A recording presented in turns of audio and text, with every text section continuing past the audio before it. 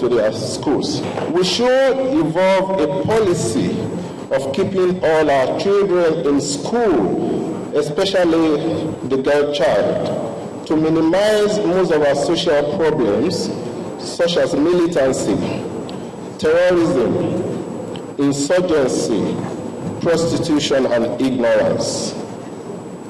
Attention should be placed on timelines for completion of academic programs, which at the moment are usually delayed by strike actions.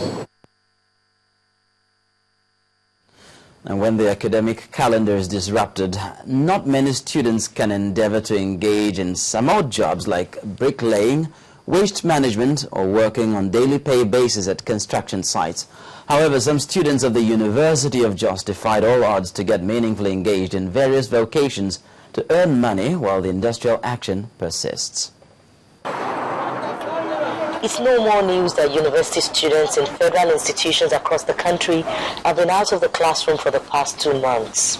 But these students of the University of Jos, instead of becoming a burden to their parents or tools in the hands of the devil, have decided to engage themselves meaningfully to earn a living. Yeah, well, there's so much. I cannot give you the accurate number. Okay. We just want to assist since the ASU is on strike, and in fact, to feed has been a problem to them. They approach us that we should assist them. So we've been assisting them. And at the end of the day, we pay them their stipend. The students share their experiences and the motivation behind getting engaged instead of roaming the streets. Because of the strike, that's why we're working here. I've worked here for like 2 months. We are not wasting our time out there doing rubbish things that will not favor us. Try and do decent things, I mean. We have to come here to like just for our own daily bread. So we are not be funny anyway. Really, they are delaying us in terms of our academics. So we really plead with the government to do something on it, to find a lasting solution to the strike, so that at least we can come back to school again. Negotiations between the federal government and ASU are still on. Maybe at this point, reason would prevail on both sides so that the students can go back to the classrooms as soon as possible.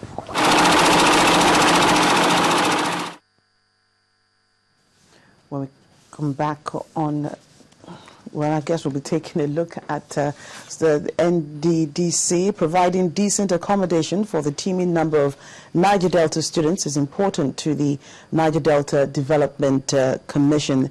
This is the reason the top management staff of the commission were on an inspection tour of the prototype hostel project at the Cross Rivers University of Technology in Calabar. The NDDC boss, Dr. Christy Atako, expressed dissatisfaction with the job done by the contractor handling the construction of 500 students' hostel block.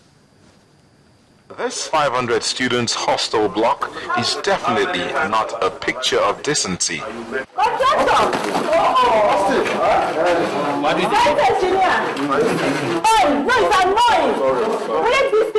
Poor block work, cracks on the wall, inferior tiles. This is just a minor number of the errors the NDDC boss pointed out.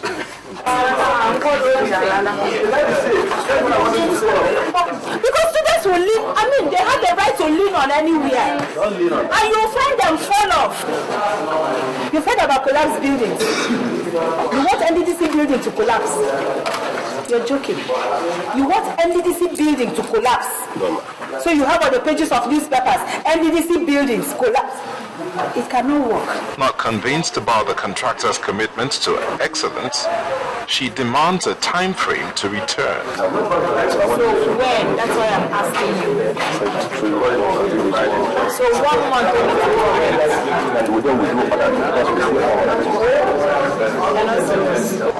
From Calabar, the next port of call is this landing jetty in Bakassi local government.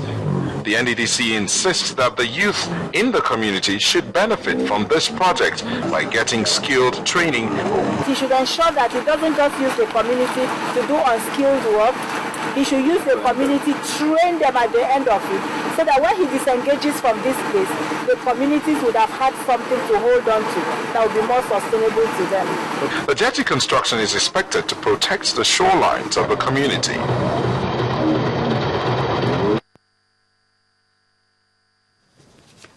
When we come back on News Track, the Central Bank of Nigeria is good to go with the second phase of its cashless policy. And on the foreign scene, 3 days of mourning declared in Kenya for the victims of the hostage siege at the Westgate shopping mall. It's happening on Metrofile.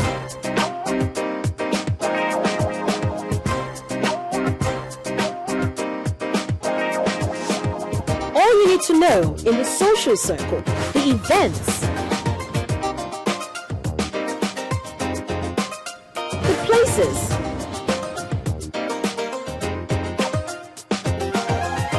and the people. Catch all the excitement on Metrofile every Friday at 11 p.m. only on Channels Television. Metrofile, glitz and glamour.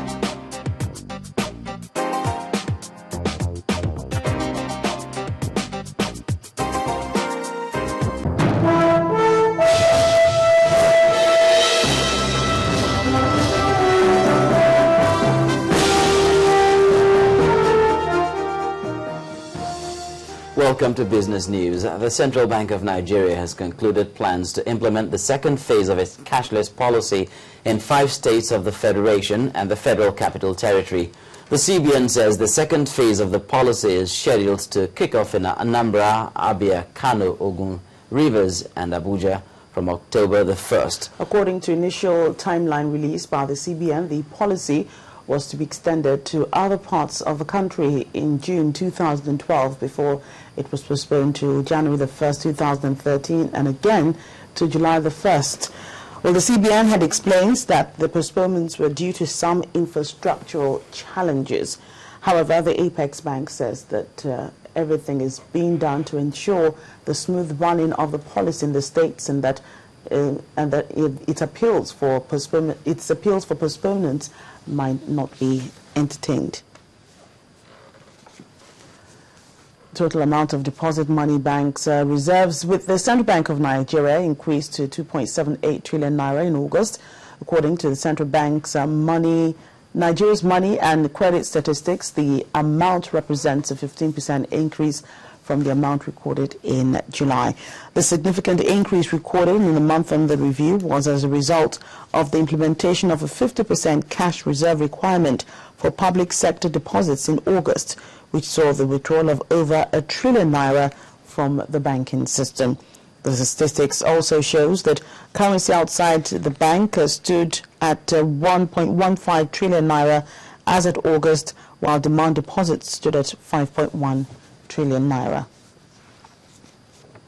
The price of gold struggled to sustain gains recorded in the previous session as lack of clarity over the outlook for U.S. economic stimulus offsets a possible government shutdown in Washington. Spot gold drops marginally to about $1,322 an ounce, while U.S. gold was also flat around $1,320 an ounce. Bullion has fallen about 20% this year after 12 years of gains, while the U.S. Federal Reserve signaled in May that it would begin tapering its $85 billion in monthly bond purchases by the end of 2013. Staying with commodities, crude oil prices climbed towards $109 per barrel today as investors remain skeptical whether relations between the United States and Iran would affect a long-running nuclear dispute. Brent crude oil futures climbed up 21 cents to $108.85 a barrel. U.S. crude also appreciated by 24 cents to $103.37 per barrel after 4 days of losses. On the foreign scene, 3 days of mourning. That's what's been declared in Kenya following the end of a 4-day siege at a shopping mall in Nairobi. Kenya and the death toll of almost 70 people. Al-Shabaab, which claimed responsibility for the attack, said 137 hostages had died, but the statement cannot be verified. Several bodies, including those of